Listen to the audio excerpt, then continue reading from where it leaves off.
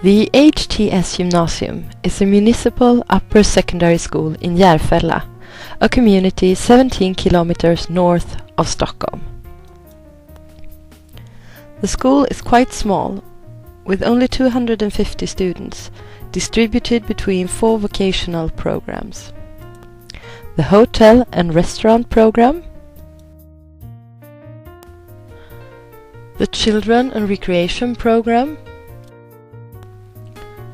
the business and administration program,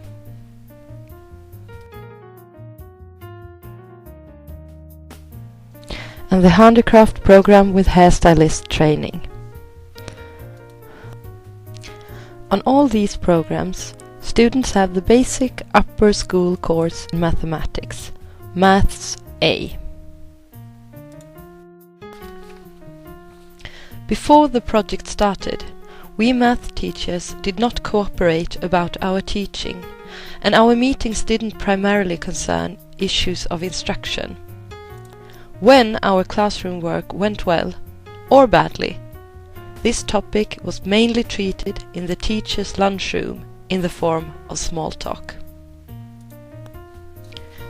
My name is Linnea Hellebro Lövling, and I am a math teacher at the HTS.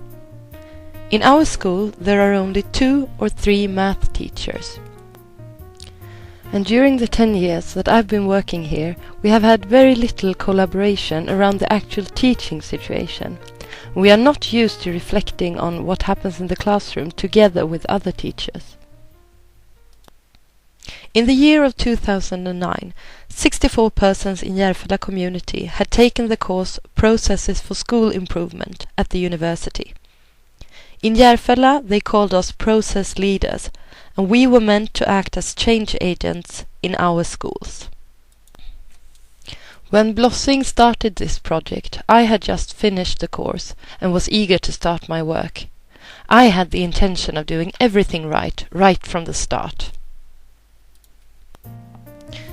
During the course, we had learned the importance of professional collaboration between colleagues, that the result of every action should be measurable, that the aim of our work should be chosen on the basis of the needs of the teachers.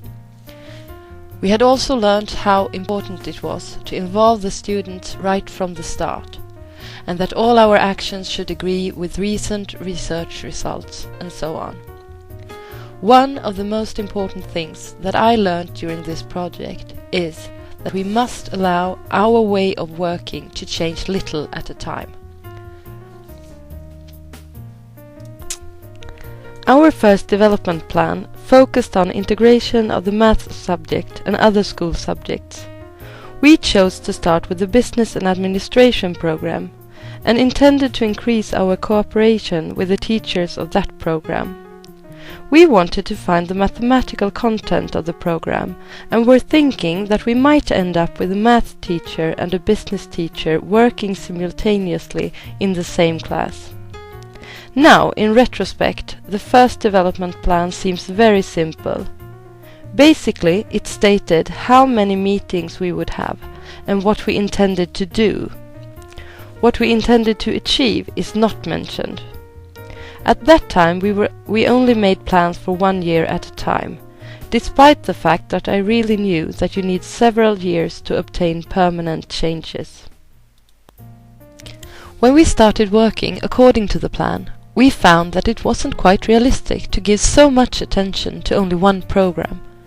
Our school is not organized with the intention for us to cooperate in these particular study groups, and we soon felt quite stressed out, forcing ourselves to find time for these particular meetings. We also felt that we almost lost control over our other classes that needed our attention too.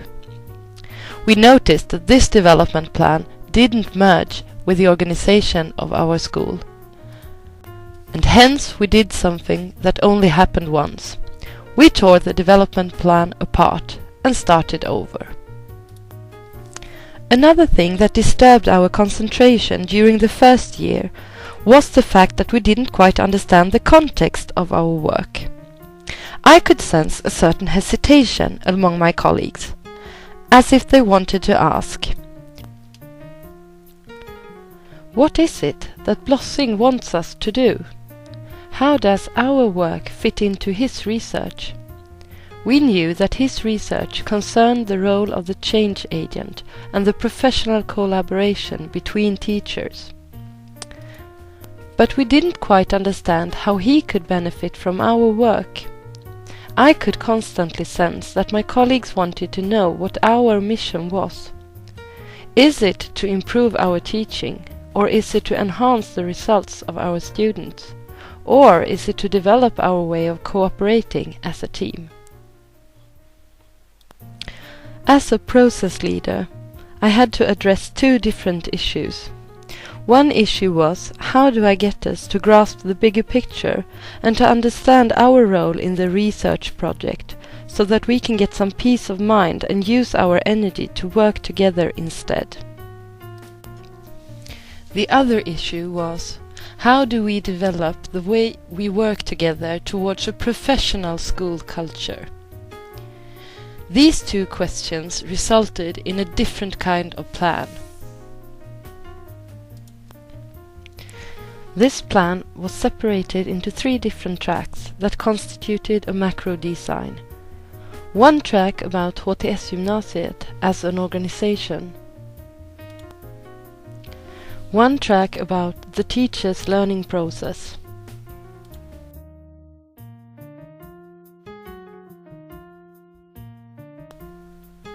And one track about the student's learning process.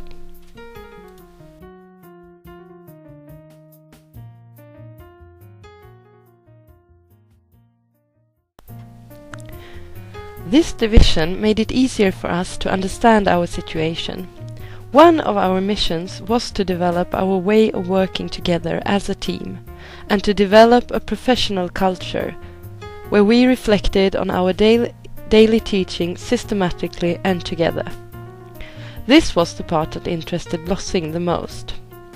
The other track dealt with how the improvement of our teaching would change the learning process of the students. I noticed that we needed these definitions to be able to concentrate on our work, and I felt that our work went much more smoothly after this clarification.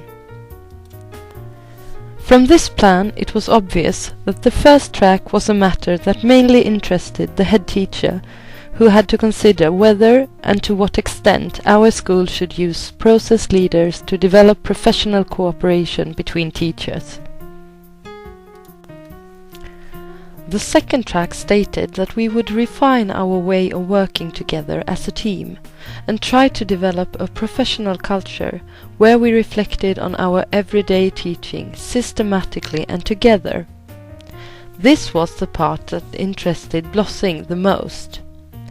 The purpose was to develop a culture where we got used to reflecting on our own way of teaching together with other teachers, and eventually we were to try to observe each other when teaching.